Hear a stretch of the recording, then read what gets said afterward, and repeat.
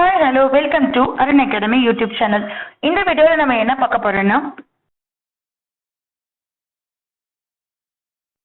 பார்க்க போறோம். Okay, so conditional sentence நம்ம ஆல்ரெடி பார்த்துப்போம்.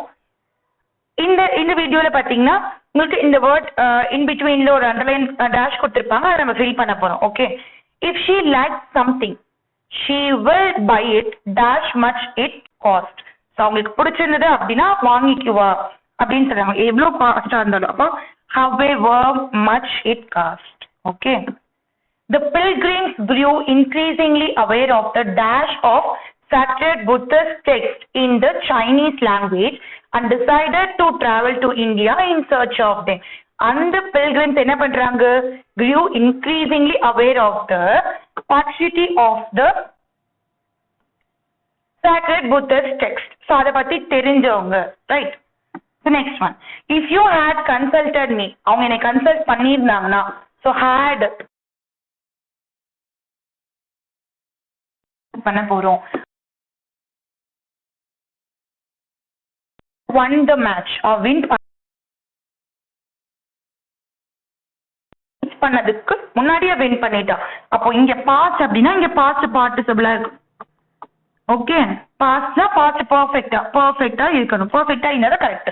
நாங்க வரதுக்கு முன்னாடி நாங்க வந்துட்டோங்கிறது ஒரு பாஸ்ட், அதுக்கு முன்னாடியே வின் பண்ணிட்டா. You dash your book I would like to borrow it.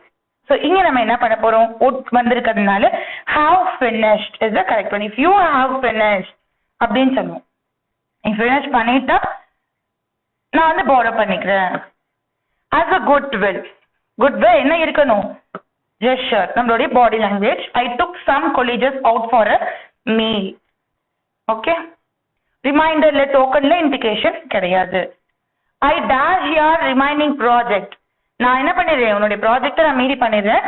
if you get groceries for me from the market, நீ வந்து எனக்காக grocery வாங்கிட்டு வந்து அப்படின்னா உன்னுடைய ப்ராஜெக்டை நான் பண்ணிடுறேன். அப்போ I will do அப்படின்னு தான் வரும். The car park was full. Car parking எல்லாம் ஃபுல் ஆயிடுச்சு, அதனால நம்ம என்ன பண்ணி தான் ஆகணும், was அப்படிங்க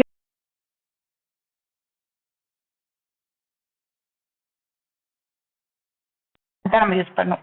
Karishma has not been able to recall where அப்படின்னு நினைச்சா பக்கத்துல ஒரு சப்ஜெக்ட் ஒரு verb இருக்க மாதிரி இருக்கணும். இங்க சப்ஜெக்ட் verb இருக்கிற மாதிரி this one இது மட்டும் தான் இருக்கு, வேற எதுவுமே இல்லை. இங்க பாத்தீங்கன்னா verb மிக்ஸ் ஆயிருக்கு, verb தான் ஃபர்ஸ்ட் வந்திருக்கு. பட் வேர் அப்படிங்க லாஸ்ட் ஃபுல் ஸ்டாப் வச்சிருக்கிறதுனால இது ஒரு ஸ்டேட்மெண்ட் வரும்போது வேர் வந்துச்சுன்னா பக்கத்துல ஒரு சப்ஜெக்ட் அப்புறம் ஒரு verb இருக்கிற மாதிரி நம்ம சூஸ் பண்ணணும். Next one, if I dash a doctor I would have treated you all. இதெல்லாம் இமேஜினேஷன். டாக்டர் இருந்தா இதை பண்ணியிருந்திருப்பேன் அப்படின்ட்டு. அவங்க வுட் இருந்ததுன்னா நம்ம வேர் யூஸ் பண்ணிக்கலாம். இது இமேஜினரிங்கிறதுனால நம்ம வேர் யூஸ் பண்றோம். If I dash that you were coming over I would have cancelled my programme. இங்க என்ன சொல்றாங்க, if I dash that you are coming over, நீ வர தெரிஞ்சுதான் என்ன பண்ணிருப்பேன், ப்ரோக்ராமை கேன்சல் பண்ணியிருந்திருப்பேன். அப்ப முட்டா வந்துச்சுன்னா இங்கேயும் அதே பாஸ்ட் பர்ஃபெக்ட் இருக்கிற மாதிரி தான் நம்ம எழுத போறோம்.